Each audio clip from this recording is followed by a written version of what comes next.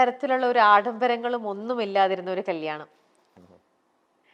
എന്തായിരുന്നു അങ്ങനെ ഒരു ഇത് കോവിഡ് ഡിസിഷൻ? കാലായിരുന്നല്ലോ. അതെ, അപ്പൊ അതുകൊണ്ട് ആൾക്കാർ കൂടാൻ പാടില്ല എന്നൊക്കെ നിയമം ഉണ്ടായിരുന്നു. അതുകൊണ്ട് ആഡംബരം കുറച്ചതെന്നാണോ? അല്ല, അപ്പൊ അത് ആ സമയത്ത് അങ്ങനെ ചെയ്യാൻ പറ്റില്ല എന്നുള്ളതുണ്ട്. പിന്നെ അപ്പൊ ഇന്നത്തെ അത് കാലത്തായിരുന്നെങ്കിൽ കഴിഞ്ഞിട്ട് വേറെ സമയത്ത് ഇതിന്റെ പാർട്ടി വെക്കണം എന്നൊക്കെ പറഞ്ഞെങ്കിലും മകൾക്ക് അങ്ങനെ വലിയ താല്പര്യമില്ല സ്വർണ്ണ ഇടാനോ വലിയ പാർട്ടി നടത്താനോ അങ്ങനത്തെ ഒന്നും താല്പര്യമില്ല. അത് അപ്പാന്നാ വിളിക്കുക തന്നെ. എന്താന്ന് വെച്ചാൽ ചെയ്തോ, കുറച്ച് പാവങ്ങൾക്ക് കൊടുക്കുക, കുറച്ച് പാവങ്ങളുടെ കല്യാണം നടത്തി.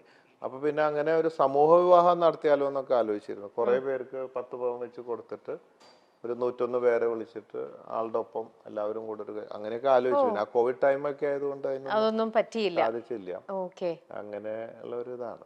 ഓക്കെ. അപ്പൊ ഇങ്ങനത്തിലുള്ള കല്യാണങ്ങൾക്ക് പോകുമ്പോഴും എവിടെ പോയാലും എപ്പോഴും ബോച്ചയുടെ ഒരു കോസ്റ്റ്യൂം എന്ന് പറയണത് ഇതാണ് അല്ലേ? ഇത് തന്നെയാണ്. എന്ത് അപ്പൊ ഈ ഒരു കോസ്റ്റ്യൂമിന് മൊത്തത്തിൽ പറഞ്ഞു കഴിഞ്ഞാൽ ബാത്റൂമിൽ പോകുമ്പോ ഇതല്ല കേട്ടോ.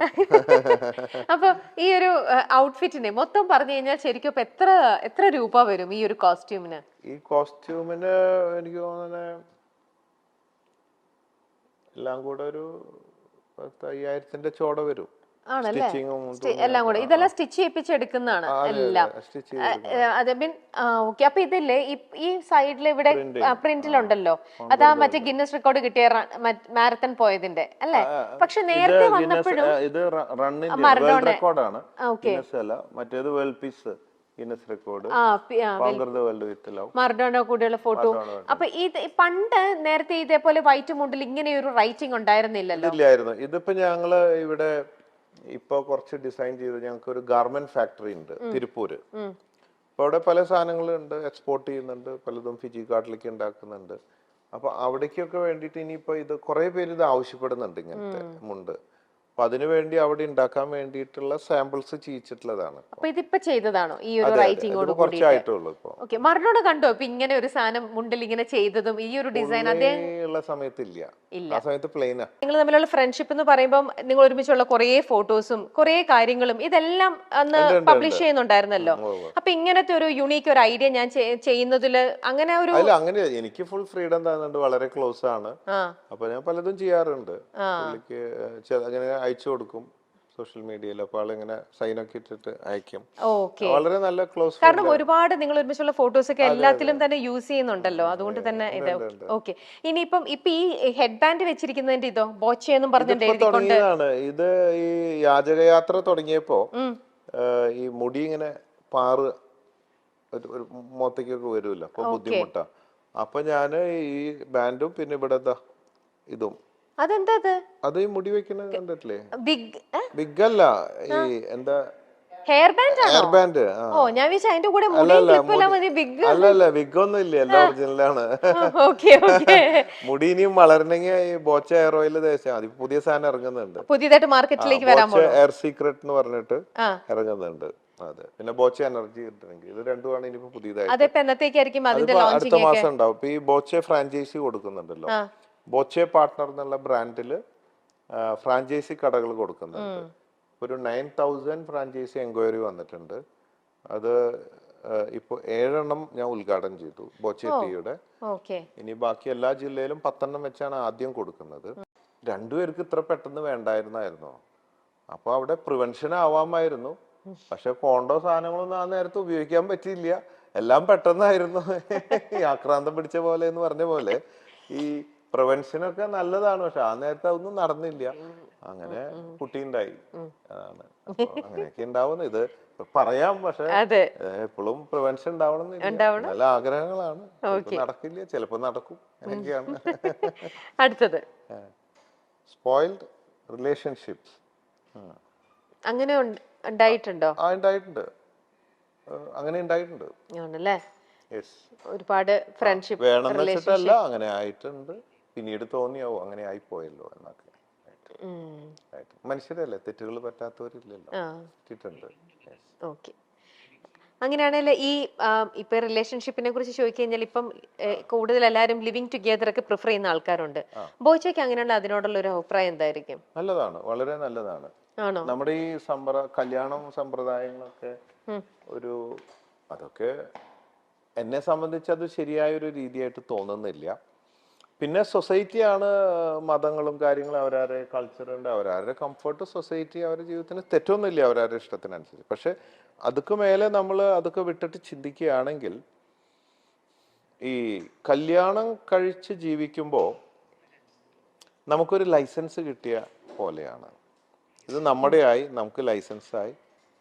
അടിമ എന്നർത്ഥമില്ല, എങ്കിലും എന്തൊക്കെ പറഞ്ഞാലും ആണും പെണ്ണും സമത്വം എന്നൊക്കെ പറഞ്ഞാലും അക്കാര്യത്തിൽ ആണുങ്ങളോട് ഒരു വ്യത്യസ്ത അഭിപ്രായമാണ് എനിക്കുള്ളത്.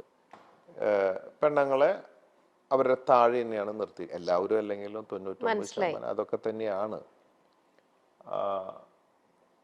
അതായത് ഇപ്പൊ നമ്മള് ഒരു കാപ്പി ഉണ്ടാക്കി കൊണ്ടടി എന്ന് പറയും, ഭാര്യ ദാ ഒരു കാപ്പി ഉണ്ടാക്കി കൊണ്ടുവരാ എന്ന് പറയല് കുറവായിരിക്കും. അങ്ങനെ പറഞ്ഞാലത്തെ അവസ്ഥ സ്നേഹത്തിൽ പറഞ്ഞിട്ട് കൊടുക്കും എന്നും പറയാൻ പറ്റുമോ? അപ്പൊ എന്ന് പറഞ്ഞ പോലെ ഓരോ ഭാഗത്തും അത് അത് ഞാൻ തർക്കിക്കുമ്പോ ഞാൻ ജയിക്കാൻ വേണ്ടിയിട്ട് ഭാര്യയോട് പറയും, അത് ആണിന്റെ താഴെ തന്നെയാണ് പെണ്ണ്, കെടുക്കുമ്പോഴും നീ അടിയിൽ തന്നെയല്ലേ എന്ന് ചോദിക്കും. അതുകൊണ്ട് ആണിന്റെ താഴെയാണ് പെണ്ണ് എന്നൊക്കെ പറയും നമ്മൾ ജയിക്കാൻ വേണ്ടി. പക്ഷെ ആത്മാർത്ഥമായിട്ട് ചിന്തിക്കുമ്പോ ശരിക്കും സമത്വം വേണം, സൃഷ്ടി ഒക്കെ ആണ് പെണ്ണ് ആയി എന്നുള്ളത്. അതുകൊണ്ട് ഇത് വേറൊന്നും ഞാൻ കേട്ടിട്ടുണ്ട്, ബോച്ചയുടെ അടുത്ത് നമ്മൾ ലിവിങ് ടുഗദറിനെ കുറിച്ച് ചോദിക്കുകയായിരുന്നു. ലിവിങ് ടുഗദർ ആവുമ്പോ ലൈസൻസ് ഇല്ല, രണ്ടുപേരും ഈക്വലാ, ആർക്ക് വേണേ ഇട്ടിട്ട് ആരെ വേണേ ഇട്ടിട്ട് പോവാം എപ്പോ വേണമെങ്കിലും. അപ്പൊ ഈക്വൽ സ്റ്റാറ്റസ്. മാത്രമല്ല എപ്പോഴും ബോയ് ഫ്രണ്ട് ഗേൾ ഫ്രണ്ട് എന്നുള്ളൊരു ഫീലിംഗ് ഉണ്ടാവും, പുതുമ നഷ്ടപ്പെടില്ല, എന്നും ഹണിമൂണാ. മറ്റേ ലൈസൻസ് കിട്ടിയിട്ട് വണ്ടി ഓടിക്കുന്നതും ആ ഒരു ഇതുണ്ടല്ലോ, അതിന് വലിയ ത്രില്ല് അങ്ങനെ കുറഞ്ഞു വരും. ഇതെന്നും ഗേൾഫ്രണ്ട് എന്ന് പറയാൻ പറ്റില്ലല്ലോ. ബോച്ചയുടെ വൈഫ് ഇത് കാണുന്നുണ്ടാവില്ലേ? അപ്പൊ ബോച്ചയുടെ ലൈഫിലും എന്താണല്ലേ? പക്ഷെ എന്നാലും അവളെ ഗേൾഫ്രണ്ട് ആക്കാറുണ്ട് ഇടയ്ക്ക് മാത്രം. മറ്റേത് എന്നും ഗേൾഫ്രണ്ടും ബോയ് ഫ്രണ്ടാ, ലൈസൻസ് ഇല്ലല്ലോ. കട്ട് തിന്നുമ്പോ ഒരു സുഖമുണ്ട്, ഒരു മറവ് ഉണ്ടാവുമ്പോ, അത് എത്രയായാലും അതിന്റെ ഒരു സുഖം വേറെ. അപ്പൊ അങ്ങനെ കട്ട് തിന്നിട്ടുണ്ടെന്നാണോ പറയുന്നത്? പിന്നെ എന്താ, ഞാൻ സത്യം പറയുന്ന ആളല്ലേ. അപ്പൊ അതുകൊണ്ടാണ് അതിന്റെ ആ ഒരു സുഖം മനസ്സിലായത്.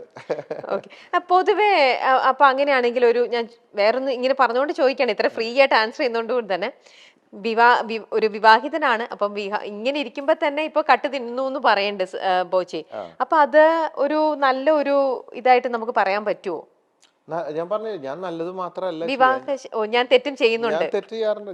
ഞാൻ തുറന്ന് എന്റെ ഒരു ക്വാളിറ്റി, തെറ്റ് ചെയ്താൽ തുറന്ന്, ഇത്രയല്ലേ വ്യത്യാസമുള്ളൂ, ഞാൻ എല്ലാം തുറന്നു പറയുന്നു, ബാക്കിയുള്ളവരൊക്കെ കാണാൻ പറയത്ത്, അത്രയല്ലേ വ്യത്യാസമുള്ളൂ. എല്ലാവരും മനുഷ്യനും ചോരയും നീരൊക്കെ ഉള്ളവരാ, അല്ലെ മന്ദബുദ്ധി ആയിരിക്കണം. അപ്പോ അതുകൊണ്ട് എല്ലാവരും ഒന്നൊക്കെ തന്നെ, ആഗ്രഹങ്ങളില്ലാത്ത ആരൊക്കെ ഉണ്ട്. ചിലർ ഓപ്പൺ ആണ്, ചിലർ ക്ലോസ്ഡ് ആണ്, ഇത്രയുള്ള വ്യത്യാസമുള്ളൂ. എനിക്ക് പറയാനുള്ള ചങ്കുറ്റുണ്ട്, ധൈര്യമുണ്ട്, ആരും പേടിക്കുന്നില്ല. അതിന് വരും വരായികളൊക്കെ സഹിക്കാനുള്ള ചങ്കുറ്റും ധൈര്യമുണ്ട്, എന്ത് വന്നാലും സ്വീകരിക്കും, അത്രയേ ഉള്ളൂ. പൊതുവെ എന്തെങ്കിലും ആരെങ്കിലും ഒന്ന് സഹായം അഭ്യർത്ഥിക്കാനായിട്ട് സഹായം ചോദിച്ചാൽ പോലും ബോച്ചെ പൊതുവെ അങ്ങനെ നോ പറയുന്ന ഒരാളല്ലെന്നാണ് ഞാൻ കേട്ടിരിക്കുന്നത്. ആണോ? ശരിയാണോ? കഴിയാവുന്നത് കൊടുക്കാൻ ശ്രമിക്കാറുണ്ട്, പിന്നെ എല്ലാം കൊടുക്കാൻ പറ്റില്ല. ഒരു 7000 ചില്ലാൻ ആപ്ലിക്കേഷൻസ് വന്ന് കിടക്കുന്നുണ്ട്, അപേക്ഷകള്. കണക്കൂട്ടിയപ്പോ 5000 കോടി വേണം, സാധ്യമല്ല. അതില് ഓടിട്ട വീടാണ്, ടെറസാക്കി തരണം, അല്ലെങ്കിൽ എന്താ പറയാ, തമാശക്ക് പറയുകയാണെങ്കിൽ ഒരു കല്യാണം കഴിച്ചിട്ടുണ്ട്, ഒരു കല്യാണം കൂടെ കഴിച്ചാൽ കൊള്ളാം എന്നൊക്കെ പറയുന്ന പോലത്തെ അവസ്ഥയിലുള്ള ഒരുപാട് കാര്യങ്ങൾ. അതല്ല, നമ്മള് വല്ല ഓപ്പറേഷൻ, മരുന്ന്, ഭക്ഷണം, അത്യാവശ്യം ഇടയ്ക്കിടയ്ക്ക് ചെറിയ വീടുകൾ വെച്ചു കൊടുക്കും, പറ്റാവുന്നതൊക്കെ ചെയ്യുന്നുണ്ട്. അത് നമ്മുടെ ബിസിനസിന്റെ ഇപ്പൊ കുറച്ചും കൂടെ ബഡ്ജറ്റ് കൂട്ടിയിട്ടുണ്ട്. ഈ ബോച്ചേറ്റിയുടെ ലാഭത്തിന്റെ വിഹിതം എടുത്തിട്ട് കുറേശ്ശെ കാര്യങ്ങൾ ഇപ്പൊ ഡെയിലി ചെയ്യുന്നുണ്ട് കുറെ.